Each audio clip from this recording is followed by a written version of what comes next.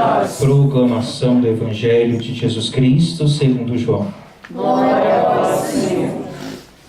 Na tarde do mesmo dia, que era o primeiro da semana, os discípulos tinham fechado as portas do lugar onde se achavam, por medo dos judeus. Jesus veio e pôs-se no meio deles. Disse-lhes ele: a paz esteja convosco. Dito isso, mostrou-lhes as mãos e o lado. Os discípulos alegraram-se ao ver o Senhor.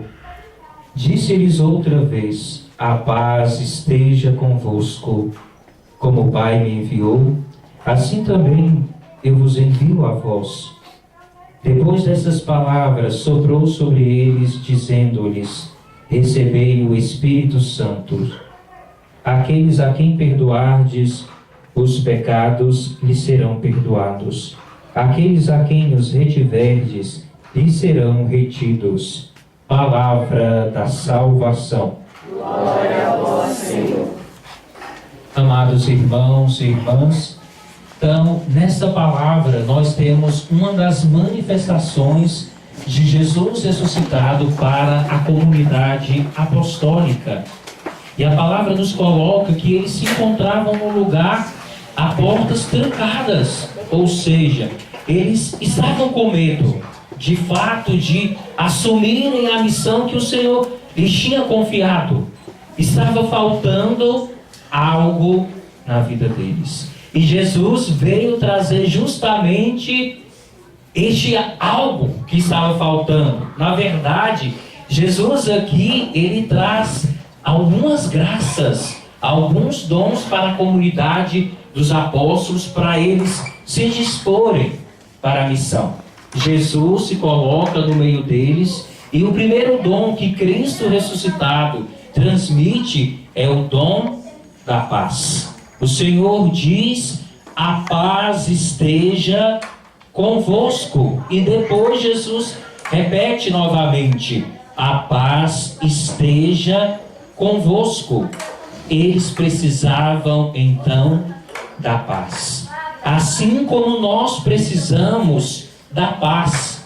A paz não é apenas ausências de guerras, de conflitos exteriores. A paz é sobretudo a presença de alguém na nossa vida, que preenche inteiramente o nosso coração. Nós encontramos a verdadeira paz quando nós vivemos em comunhão com Deus, quando nós vivemos em comunhão com os irmãos.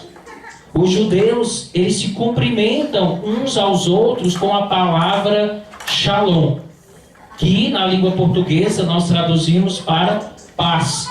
Só que paz não abrange a totalidade, a riqueza daquilo que é a palavra hebraica shalom.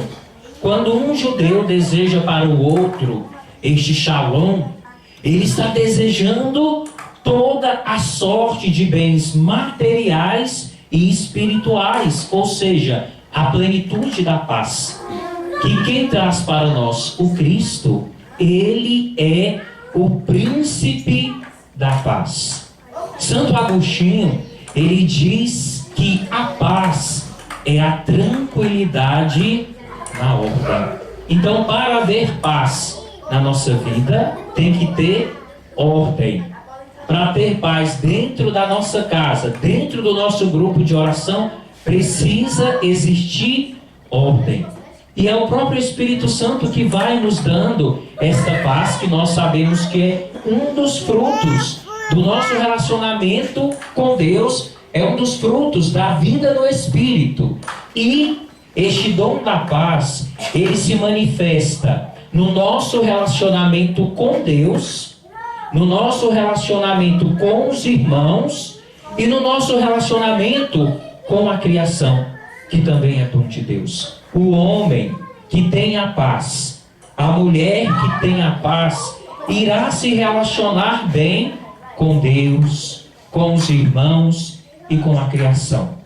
Agora, se nós não temos esta paz, essa nossa relação com Deus também, ela vai ficar afetada. Na verdade, O que vem primeiro é o relacionamento com Deus, para depois nós termos a paz. Então, se eu não tenho paz, como é que eu vou me relacionar com o irmão?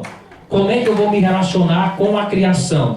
Como é que eu vou me relacionar com Deus? E ainda o outro aspecto, que é a relação comigo mesmo. Como eu me relaciono comigo? Como eu me enxergo? Será que me enxergo como, de fato, uma criatura de Deus? Um batizado no Espírito Santo? Ou eu tenho uma imagem distorcida de mim mesmo? O dom da paz conosco mesmo nos leva a reconhecer toda a graça que Deus já realizou na nossa vida. Nós temos muitos pecados, sim, muitas misérias também, mas nós temos a graça de Deus que está dentro de nós. Se nós somos batizados, se nós somos crismados, se a cada dia nós clamamos o poder do alto, a infusão do Espírito Santo, logo nós somos criaturas novas. E é assim que nós devemos nos enxergar. Santa Teresinha do Menino Jesus, ela dizia: eu sou aquilo o que Deus pensa de mim. E isso lhe trazia a paz. Então saiba que isso vai te trazer a paz. A partir do momento que você disser: eu sou aquilo o que Deus pensa de mim. Porque muitas vezes nós temos uma imagem distorcida de nós mesmos. Nós chegamos a afirmar: ah, eu sou isso, eu sou aquilo, e não corresponde ao plano de Deus para a nossa vida. Nós somos aquilo o que Deus pensa de nós. E o que é que Deus pensa de você? E o que é que Deus pensa de nós? Sempre o melhor. Deus enxerga em nós aquilo que nós não conseguimos muitas vezes enxergar, porque o olhar de Deus é o olhar de bondade, de ternura, de misericórdia. Muitas vezes nós nos autocondenamos enquanto Deus está de braços abertos nos dizendo: vem, meu filho, eu estou aqui para te dar o perdão. Muitas vezes nós ficamos perturbados com tantos problemas, com tantas correrias na nossa vida, e nós esquecemos de nos colocarmos aos pés do Senhor. Assim como Maria de Betânia, que soube escolher a melhor parte e por isso encontrou a paz. Marta também estava servindo ao Senhor, mas estava perturbada para lá e para cá, lavando louça, fazendo comida para servir Jesus bem. Mas o que foi que Jesus disse para ela? Marta, Marta, tu te preocupas com muitas coisas e apenas uma te é necessária. E aí Jesus complementa: Maria escolheu a melhor parte. Então escolher a melhor parte, que é estar aos pés do Mestre, nos traz a paz. Reconhecer quem nós somos diante de Deus, na perspectiva de Deus, nos traz a paz. E se nós temos este fruto do Espírito Santo na nossa vida, a paz, nós nos tornamos promotores da paz. Porque não existe lá no capítulo 5, nas bem-aventuranças: bem-aventurados os que promovem a paz, porque serão chamados filhos de Deus.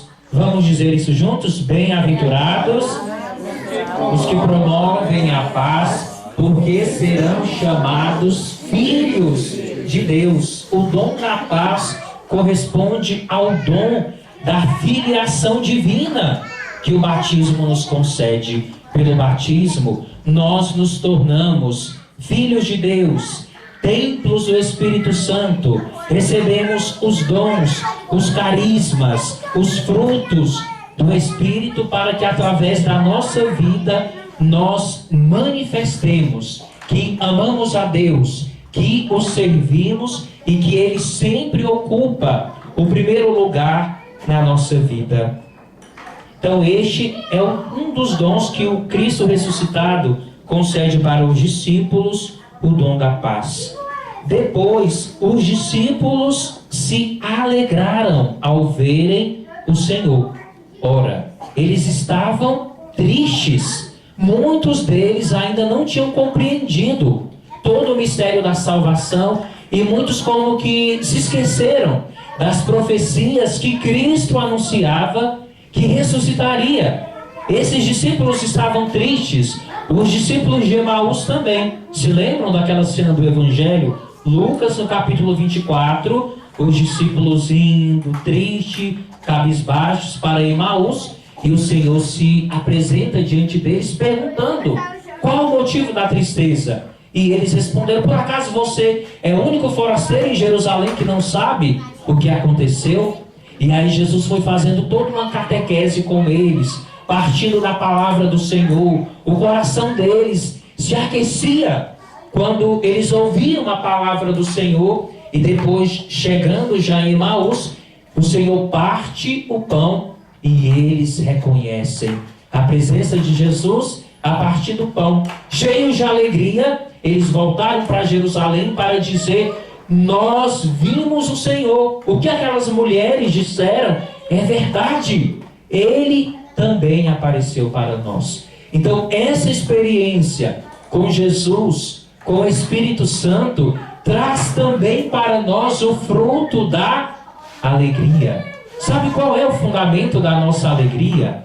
Saber que Deus, Ele nos ama. Existe maior motivo de alegria do que este? Não existe. O fundamento da alegria cristã é uma certeza de que Deus nos ama, de que Deus deu a vida por nós.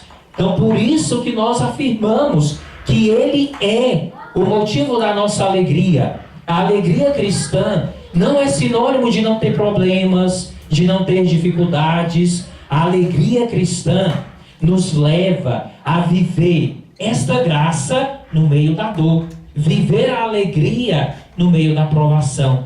Assim nós vamos testemunhando para o mundo que vale a pena seguir a Cristo. Nas comunidades cristãs primitivas, um sinal distintivo era justamente a alegria. Os pagãos, eles olhavam para os cristãos e percebiam a alegria do céu, igual o carismático quando está reunido, né? É uma alegria que vem do céu. Isso é algo muito bom, porque é um testemunho da nossa fé. O Papa Francisco, no documento chamado A Alegria do Evangelho, ele diz que nós devemos testemunhar a nossa fé com alegria. Nós não podemos testemunhar a vida cristã com a cara azeda, com a cara de limão. Senão nós não vamos convencer nem nós mesmos e quanto mais os irmãos. A alegria do Evangelho precisa ser, de fato, uma experiência concreta na nossa vida. E essa alegria que vem de Deus. Eu me alegro no Senhor, mesmo no meio da dor. Eu me alegro em Ti, Senhor. Mesmo que a figueira não floresça, nós encontramos essa palavra no livro de Abacuque. Mesmo que a figueira não floresça, mesmo que falte os gados nos currais, mesmo assim, eu me alegro no Senhor. Então nós devemos saber que o motivo da nossa alegria é o Senhor. E depois Jesus ainda diz: como o Pai me enviou, assim também eu vos envio. Cristo é o enviado do Pai, é o apóstolo. Primeiro, o grande apóstolo é o próprio Cristo, porque essa palavra apóstolo significa justamente enviado. O Pai envia Jesus. E depois o Pai com o Filho enviam para nós o Espírito Santo. E Cristo envia os seus discípulos, os seus apóstolos, aqueles, mas também nós. Assim como o Pai me enviou, eu vos envio. Renovação carismática católica, para anunciar a palavra do Senhor através da pregação e através dos sinais.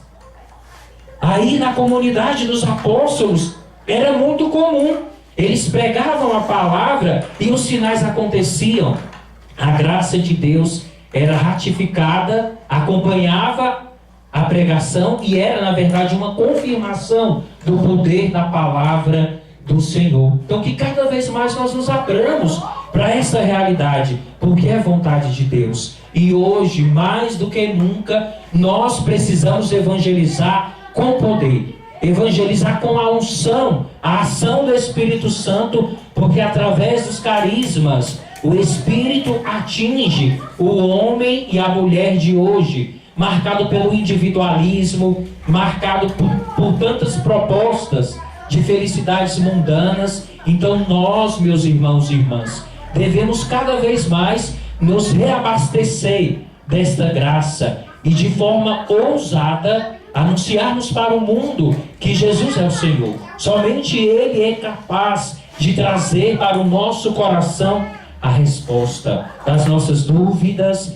dos nossos anseios. Então que nós nos sintamos enviados pelo Senhor, que nós nos sintamos enviados pela igreja. Muitas vezes nós temos muita timidez nesse aspecto, né? E nós precisamos crescer nessa dimensão de evangelizar, de anunciar a palavra do Senhor. O que nós estamos fazendo já é bom? Já é bom. Mas temos que avançar mais e mais. Porque a graça do Espírito Santo sempre nos inquieta.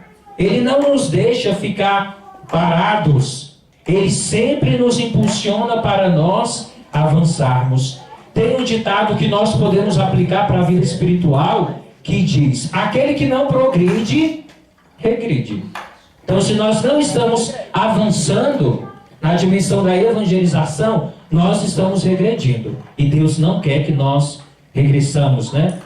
Esse tá certo, né? Mas que nós continuemos avançando para águas mais profundas, certo?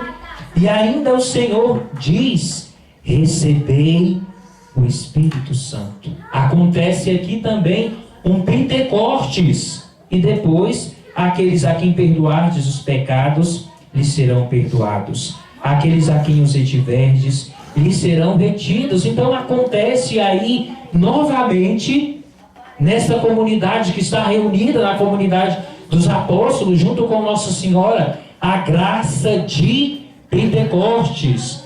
Esta graça que liberta essa comunidade do fechamento.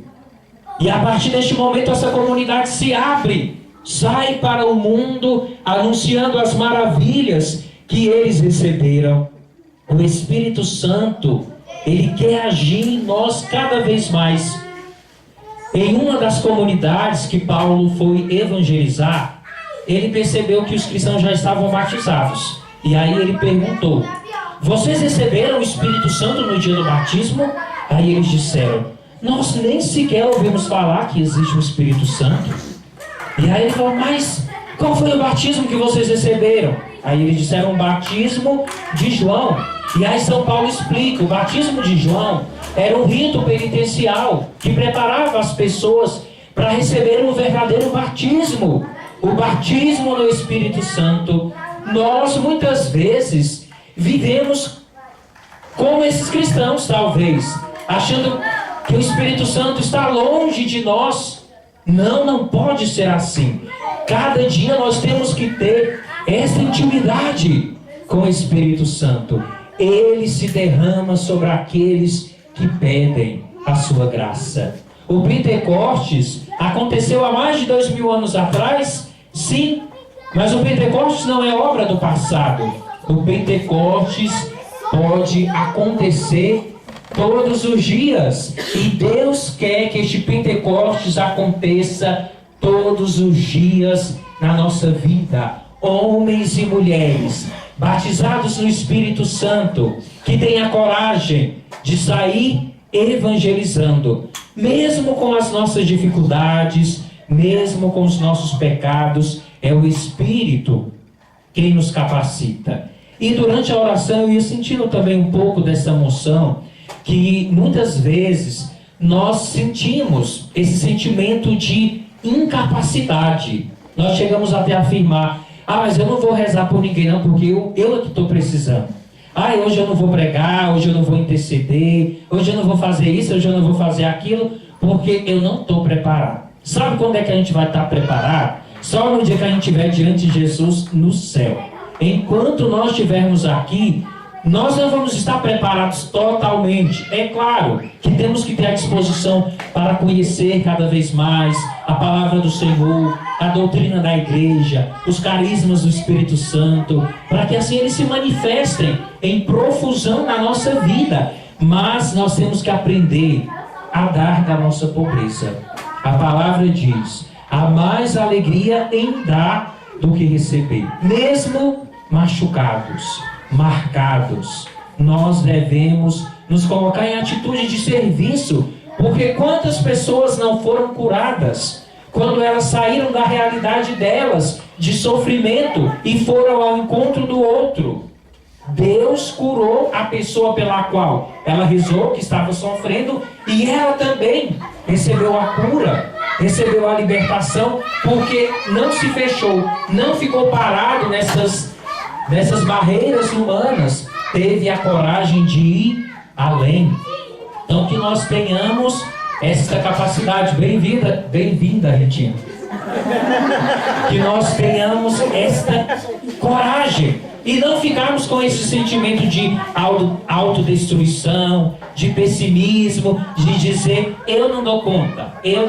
Você dá conta sim. Se você é batizado, se você clama o Espírito Santo todo dia na tua vida, você conseguirá sim realizar a missão que o Senhor te confiou. Basta que nós possamos crer neste poder, nesta graça de Deus, porque é Ele quem nos capacita.